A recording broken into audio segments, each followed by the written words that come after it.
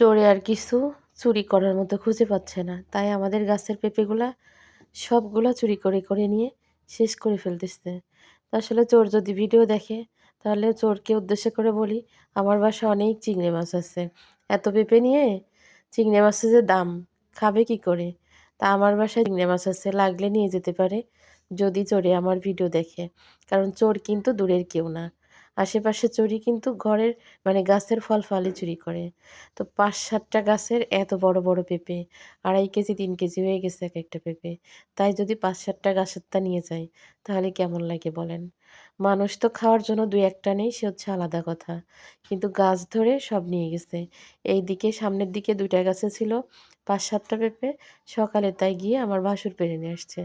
আর এই যে দুপুরবেলা রান্না করতেছি বেগুন দিয়ে, আলু দিয়ে, শিং মাছ দিয়ে, জলপাই দিয়ে।